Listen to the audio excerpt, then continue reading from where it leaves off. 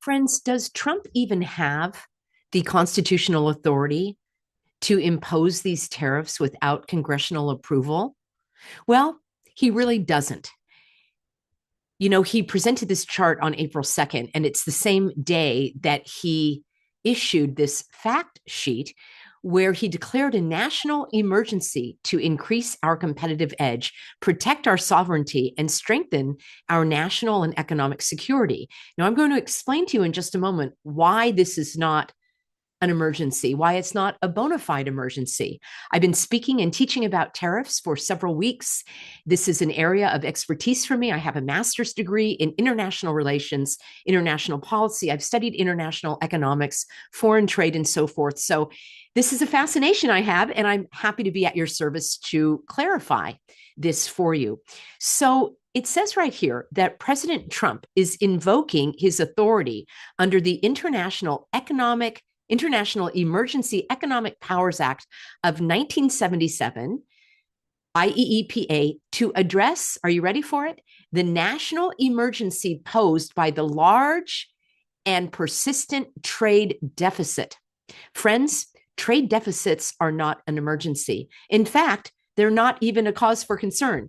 Trade deficits are just an accounting tool. They are not an indicator of economic distress. I've said it before, and I'll say it again. I'm running a 100% trade deficit with my grocery store. I give them money and they give me goods. The United States is the world's wealthiest country. It is the world's number one exporter of services. It is the number one world's exporter of agricultural products. And it is the number two overall exporter of products.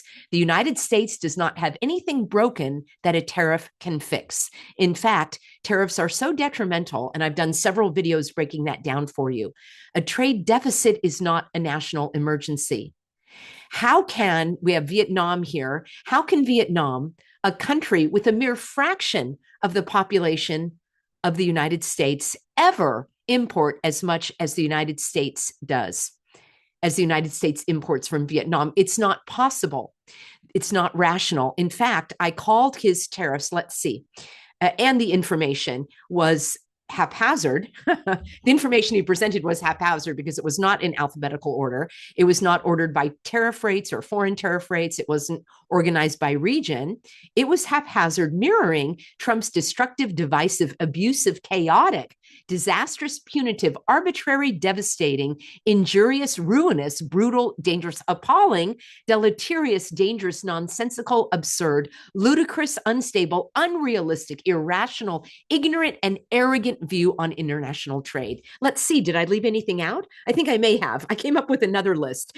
I might be repeating myself, but his strategy is incompetent, it's inept, it's ridiculous, it's offensive, it's juvenile, it's bullying, it's coercive, it's threatening, it's imbecilic, it's cruel, it's rude, it's demanding, it's heavy-handed, it's repressive, it's impetuous, it's rash, it's immature, it's imprudent, and it is ill-conceived, and some of you would describe it as downright stupid. Tariffs don't achieve the stated goals of this administration. I did a video for you called Better Than Tariffs, where I break this down. Let's go on to see what he is stating is the emergency that requires him to invoke his authority under the International Emergency Economic Powers Act of 1977. He goes on to say that the trade deficit is driven by the absence of reciprocity in our trade relationships and other harmful policies like currency manipulation and exorbitant value-added taxes. Well, I've got to stop you right there, friends. Value-added taxes are not imposed on exports. The United States pays exactly zero in VAT, in value-added taxes, in any other country. So that right there, he is very ill-informed, and I cannot believe that even is standing. In terms of reciprocity in trade relationships, you will need to take a look at some of my other videos where I go into a great deal of detail regarding what we import from certain countries and what we export from. I talk about comparative advantage, whereby the United States is now in a more advanced phase of economic development, meaning the services sector. Yes, we still provide agricultural products. We're the number one exporter in agriculture. And yes, we still have a robust manufacturing sector. Those are the first two phases of countries that are economically developed. And now we are in the services sector, and we have a thriving services sector, and we are the number one exporter in services. So there cannot be exact parity between countries in terms of trade. We are not going to be exporting cocoa and chocolate and vanilla, but we are going to be importing that. We are not going to be exporting certain raw materials, but we are going to be importing certain rare earth minerals, for example, from other countries that have them in abundance and want to mine them and sell them to us. That's the nature of mutually beneficial trade. Trump forgot that it's not winners and losers, but it's mutually beneficial.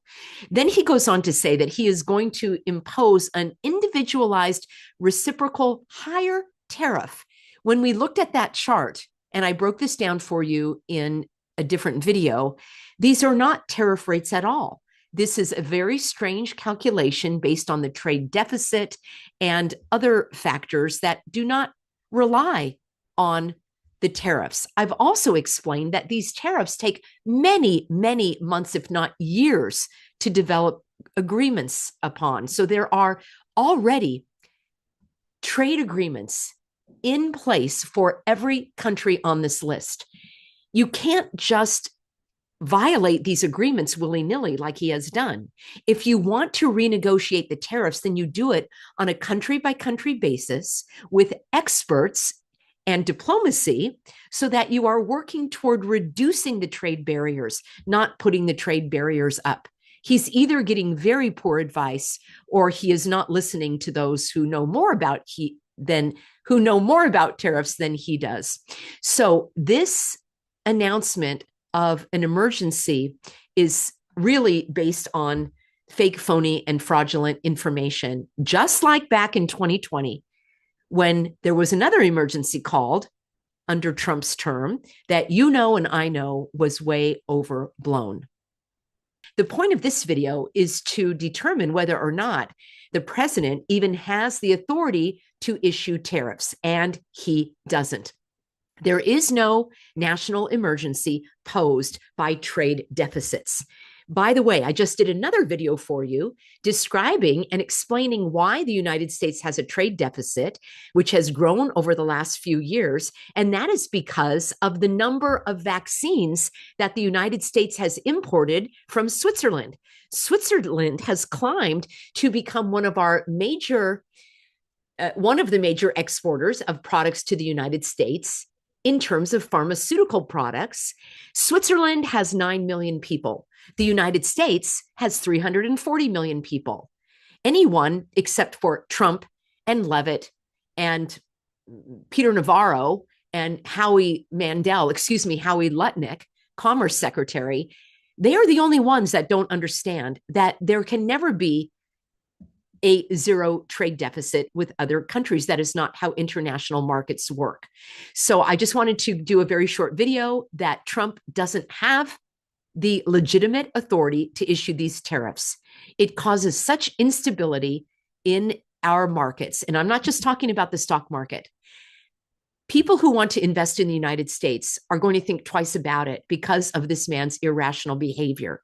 The instability and unpredictability of our country and our economy, these are red flags to investors. And even if someone wanted to invest in this country, banks are not going to loan money in such an unpredictable, chaotic environment.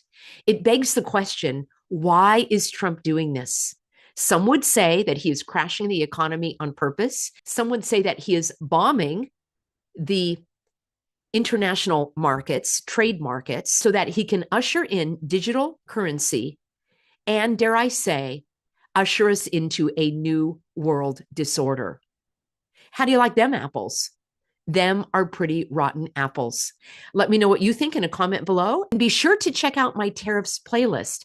I have answered your questions again and again, so I hope you will increase your knowledge. I'm making the videos a little shorter so the information is easier to consume and digest and learn from. Thank you, everybody. You can get on my free Substack where I do my written analysis, peggyhall.substack.com, and I look forward to seeing you in an upcoming broadcast.